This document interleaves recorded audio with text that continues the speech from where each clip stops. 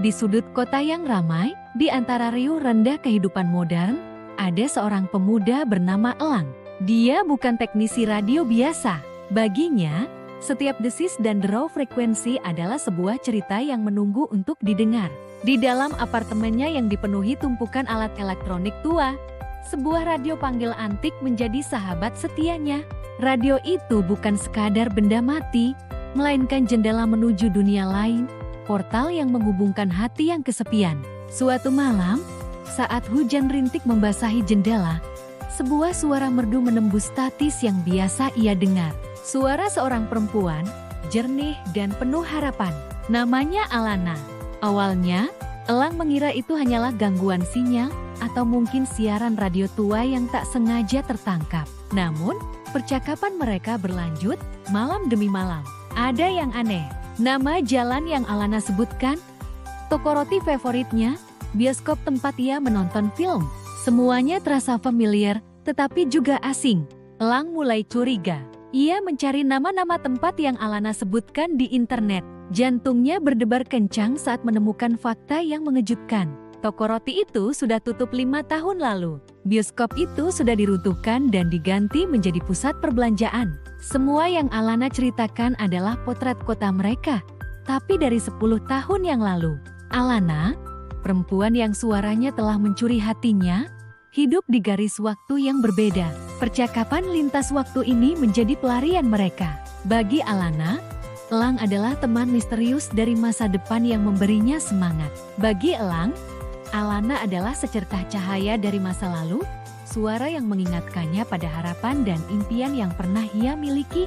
Elang jatuh cinta, bukan pada wajah atau rupa, tapi pada esensi jiwa Alana yang terpancar melalui suaranya. Ia jatuh cinta pada tawarnyahnya saat mendengar cerita tentang teknologi masa kini, pada nada seriusnya saat berbicara tentang mimpinya menjadi seorang pelukis. Namun, cinta ini diiringi rasa sakit yang mendalam. Elang tahu masa depan. Ia tahu jalan mana yang akan dibangun, gedung mana yang akan runtuh, dan yang paling menakutkan, ia tahu beberapa mimpi Alana tidak akan pernah terwujud. Ia tahu tentang sebuah kecelakaan tragis yang terjadi di persimpangan jalan dekat studio lukis impian Alana, tepat 10 tahun yang lalu. Sebuah kecelakaan yang merenggut nyawa seorang seniman muda berbakat. Setiap kali Alana dengan semangat bercerita tentang rencananya membuka studio di sana, hati Elang terasa seperti diremas. Haruskah ia memberitahunya? Haruskah ia mencoba mengubah takdir? Mengubah masa lalu bisa berakibat fatal, menciptakan efek domino yang tak terduga. Namun, membiarkan Alana berjalan menuju takdirnya yang kelam terasa lebih menyakitkan. Elang terjebak dalam dilema yang merobek jiwanya. Di satu sisi, ada keinginan untuk melindungi perempuan yang ia cintai. Di sisi lain, ada ketakutan akan konsekuensi yang tidak bisa ia bayangkan. Ia hanya seorang teknisi radio, bukan Tuhan. Siapakah ia berani bermain-main dengan garis waktu? Malam itu, saat frekuensi kembali menghubungkan mereka, Elang menatap radionya dengan nanar. Di seberang sana, Alana sedang menunggunya, penuh dengan cerita dan tawa yang tidak menyadari awan gelap yang membayang di masa depannya. Elang menarik napas dalam-dalam. Alana, panggilnya, suaranya bergetar. Ada sesuatu yang harus kukatakan padamu. Ini tentang masa depanmu. Hening sejenak di ujung sana, hanya terdengar desis statis yang seolah menahan napas, menunggu takdir mana yang akan dipilih. Apa yang akan terjadi selanjutnya? Apakah Elang akan berhasil mengubah nasib Alana? Atau justru tindakannya akan menciptakan tragedi yang lebih besar? Kisah mereka baru saja dimulai. Ketegangan makin menjadi saat Elang, di tengah tumpukan berkas-berkas lamanya, menemukan sebuah kliping koran yang membuat jantungnya serasa berhenti berdetak. Sebuah berita lama, dari 20 tahun yang lalu. Judulnya terpampang jelas, kecelakaan tragis merenggut nyawa seorang gadis muda. Dan di bawahnya, sebuah foto hitam putih seorang perempuan tersenyum. Alana, tanggal kejadiannya, hanya beberapa hari setelah percakapan terakhir mereka di radio. Dunia Elang seakan runtuh. Suara ceria yang selama ini menemaninya, perempuan yang membuatnya merasa terhubung dengan masa lalu, ternyata sudah tiada. Sebuah kepanikan luar biasa menjalari dirinya. Tidak, ini tidak boleh terjadi. Elang merasa ini bukan sekadar kebetulan. Entah bagaimana, takdir memberinya kesempatan untuk terhubung dengan Alana sebelum tragedi itu. Apakah ini berarti dia bisa mengubahnya? Dia harus mencoba. Dengan tangan gemetar, Elang kembali ke perangkat radio tuanya. Frekuensi yang sama. Dia memutar knop dengan putus asa, berharap suara statis yang biasa didengarnya akan berubah menjadi suara Alana. Alana, Alana, kamu di sana? Dengar, ini penting. Teriak Elang ke mikrofon. Jawabannya hanya desis statis yang menyakitkan telinga. Elang tidak menyerah. Dia terus mencoba, setiap malam, setiap ada kesempatan. Dia tahu waktunya semakin sempit. Dia harus memperingatkan Alana. Tapi bagaimana caranya memperingatkan seseorang tentang masa depan tanpa terdengar seperti orang gila? Bagaimana menjelaskan bahwa dia berbicara dari 20 tahun ke depan? Akhirnya, suatu malam, di tengah badai statis, sebuah suara samar terdengar. Elang, kamu di sana? Suaramu aneh sekali. Itu Alana. Napas Elang tercekat. Alana, syukurlah, dengar. Kamu harus mendengarkanku baik-baik. Jangan bertanya kenapa. Jangan bertanya bagaimana. Aku mohon, percaya padaku. Elang mencoba mengatur napasnya yang memburu. Beberapa hari dari sekarang, jangan pergi ke dekat jembatan tua di ujung kota. Apapun yang terjadi, jangan ke sana. Berjanjilah padaku. Di ujung sana, Alana terdiam. Suara Elang terdengar begitu panik, begitu serius. Tidak seperti biasanya yang penuh canda. Jembatan tua? Kenapa? Aku dan teman-temanku berencana pergi ke sana lusa. Suara Alana terdengar bingung. Kepercayaan dan keraguan bercampur aduk dalam nadanya. Siapa sebenarnya laki-laki ini? Suara dari radio yang selalu terasa akrab, kini membawa pesan misterius yang membuatnya merinding. Aku tidak bisa menjelaskannya sekarang. Alana, kamu hanya perlu percaya padaku. Ini menyangkut hidup dan matimu. Suara Elang bergetar, penuh permohonan. Frekuensi mulai tidak stabil lagi. Suara desis kembali mengambil alih.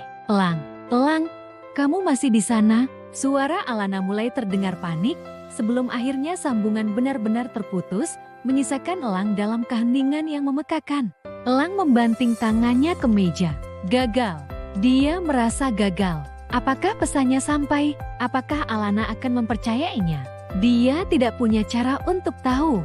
Dia hanya bisa menunggu dan berharap bahwa untaian takdir yang rapuh ini bisa dia ubah demi menyelamatkan nyawa perempuan yang belum pernah ia temui. Namun sudah berhasil mencuri hatinya melalui gelombang radio antar waktu. Sementara itu, di masanya, Alana duduk termangu di depan radionya. Pesan dari Elang terus terngiang di kepalanya. Jangan pergi ke jembatan. Ini menyangkut hidup dan matimu. Rasanya tidak masuk akal. Tapi getaran dalam suara Elang terasa begitu nyata, begitu tulus. Teman-temannya sudah sangat antusias untuk piknik di dekat jembatan itu. Haruskah dia membatalkannya hanya karena suara asing dari radio? Haruskah dia mengabaikan logikanya dan mengikuti bisikan misterius yang entah datang dari mana? Alana berada di persimpangan jalan. Satu sisi adalah logika dan rencana yang sudah tersusun rapi. Sisi lainnya adalah sebuah kepercayaan buta pada suara yang telah menjadi teman tak terlihatnya. Pilihan yang akan dia ambil tidak hanya akan menentukan nasibnya sendiri, tetapi juga akan menjawab pertanyaan terbesar Elang. Bisakah takdir diubah? Pertaruhan ini jauh lebih besar dari yang mereka bayangkan. Ini bukan lagi sekadar percakapan iseng di frekuensi radio. Ini adalah pertarungan melawan waktu dan nasib itu sendiri. Alana menatap kalender di dinding kamarnya. Waktu terus berjalan, dan dia harus segera memutuskan. Percaya pada suara dari masa depan, atau menjalani takdir yang mungkin sudah tertulis untuknya. Apapun pilihannya, risikonya adalah kehilangan segalanya.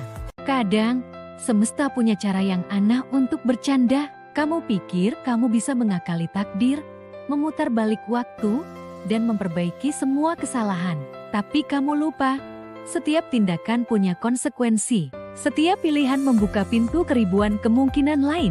Inilah yang harus dihadapi Elang, seorang pria yang nekat menembus batas ruang dan waktu demi satu nama, Alana. Di dua babak sebelumnya, kita melihat perjuangan Elang menggunakan teknologi frekuensi untuk kembali ke masa lalu, mencegah tragedi yang merenggut nyawa Alana. Dia berhasil. Dia mengubah masa lalu. Tapi, dengan harga apa? Selamat datang di babak akhir perjalanan kita, di mana Elang terbangun di sebuah realitas yang terasa asing sekaligus akrab. Dunia yang dia kenal telah berubah. Gedung-gedung yang dulu hanya berupa lahan kosong kini menjulang tinggi.